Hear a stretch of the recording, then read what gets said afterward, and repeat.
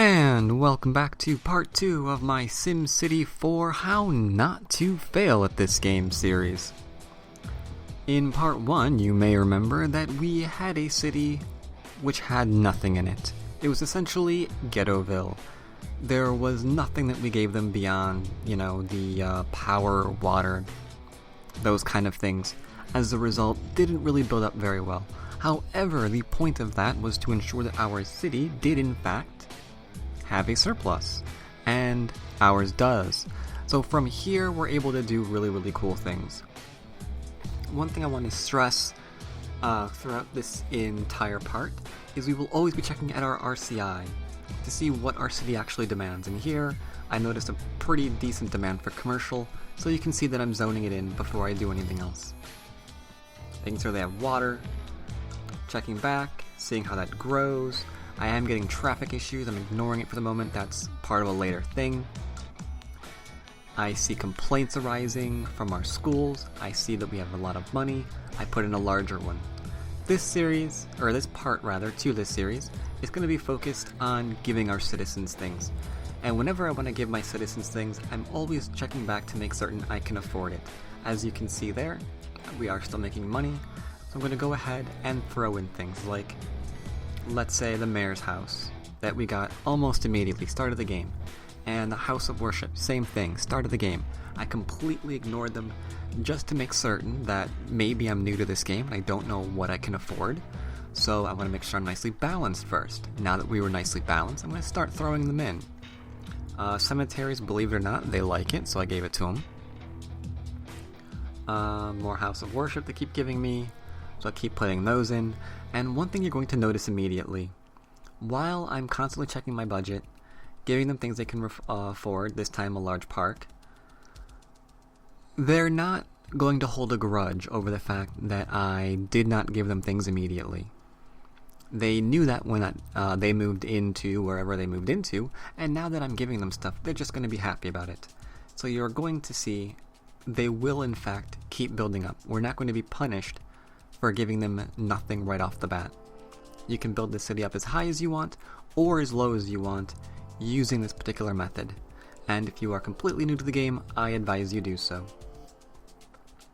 So here you also saw that I threw in a prison because they were getting a little bit crowded. It happens. Remember, I'm using a mod for my industry. Yours, if you're using vanilla, will probably have a little bit more industry to it, but that's quite alright. Same basic principle, you'll just be zoning a little bit more than me and adjusting your power accordingly. Here, I have a demand for more industry, so we're going to zone that in, make certain that they're all nicely watered and powered, of course. Before going back and checking on our city, constantly adjusting different funds for things like hospitals and schools, make certain that they can all fit in whatever's demanded of them, that the range is all nice. Checking that RCI and making sure that I'm completely on top of what the city is demanding. Like right now, I have a pretty steady demand for commercial. It's not that high just yet, but I think you'll like what it turns into. So I keep zoning that in. Remembering to make sure that I have multiple avenues in my city, because those are going to be very valuable depending on how large you want to, create your dream city. If you just want suburbia, for example, maybe you don't need as many avenues, so you can think to yourself, okay, I can omit this avenue, or I can omit that avenue, because maybe you just don't like the look of it, or you're not going to be building, or you're not going to be building up, so you're just not going to require it. Here I'm leaving it in because I might be building up later, so it might be useful. And as we look at our town, we can see slowly but surely, it is starting to build up. Now here's something interesting. While I was going in and out of the radius of my civics, I noticed that it can expand much larger than it is. So because of that, I want to try to get the most out of my civics as possible, so I'm adding this other row of residential here.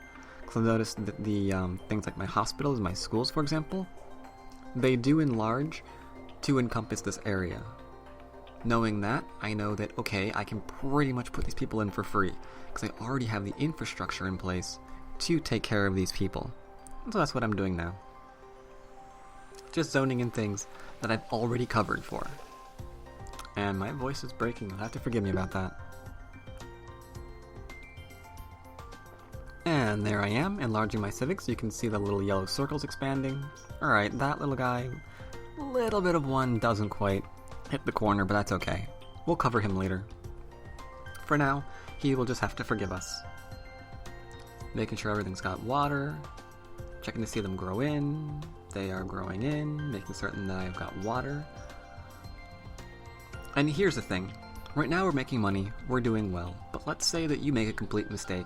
Let's say your city's going so well, you overcompensate, and you build something that you clearly cannot afford, like we just did here. Oops, no problem. We can just rip it out and put back in whatever we needed. In this case, I built entirely too much water. It completely destroyed my city, or not my city, my budget. So, easy enough to fix. Those little things you do have to look out for. Some more industry demands, so I'm plopping those in. Though I noticed that these are only 3 by, 7s I think. That is a mistake. I meant to have them do 4 by 7s. I wasn't really paying attention. So you'll enjoy later on, probably very shortly I imagine, we're gonna have to get rid of those and put them back. Why? Because I meant to do 4s. So my mistake there. If you're following along and doing this exactly like me, just skip that and go straight to the 4s. Let's see here. There is one other important thing that yep, here we go. You can see that they are building up. Our city is turning away from Ghettoville and starting to build up and up and up, as I mentioned that they would.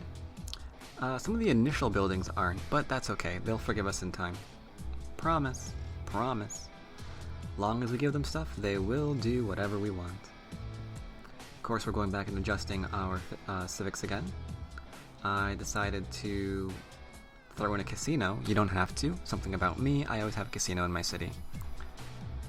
Here's the part that I was waiting for. The part where I intentionally go back into debt. Just to see, maybe you are in that position where you built something and you didn't realize that you're in debt. So how do you get out of it? Because you don't really know what to get rid of. Well, right now you can just go ahead and look at your RCI. See what you have demands for. See what you can build without adding on any more civics. And maybe that way, you can actually get yourself out and back on track. Which is essentially what I'm doing here. I put myself intentionally in debt to see if we can actually get ourselves out of it by building. And the little amount that we found ourselves in early on, I think we can do. I think we can get ourselves out of that. While we're doing that, I kind of want to draw your attention to the commercial area. You can see that it's thriving nicely. It's building up very, very nice. So that is this one sign that our city is being successful. The residential, it's taking some time to get up, but I assure you, most of this will go medium, what's the word I'm looking for? Medium wealth in time. One other way that you can try to get yourself out of debt is by instituting bus stops. Because believe it or not, as long as your bus stops are efficient, then lo and behold, you will make money off them, which is really, really nice. So, though I probably should have cut the majority of this out of the video, you can see that in the corners, in the opposite corners rather, of each little square, I'm going to be putting in a bus stop. So, bottom right hand corner and upper left hand corner. And I'm just doing this in that kind of pattern for my own reference. That way I always know where my mass transit is. It's always at this corner, it's always at that corner. You can design your mass transit however you wish.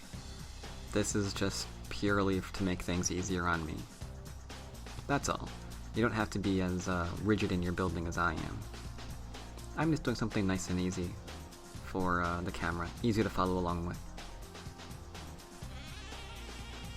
Alright, so the question then becomes, is that going to pay for itself? Let's cross our fingers and hope that it is. And eventually you'll see me going into a my budget and seeing just how much I'm making off of that. I probably did that too quickly to notice. But I do go in there eventually. For now I'm doing more commercial, so I notice that I have a demand for it. You'll notice that I'm putting in large parks, or not large parks, I'm going to be putting in large plazas here in a second after I come to a decision. There we go.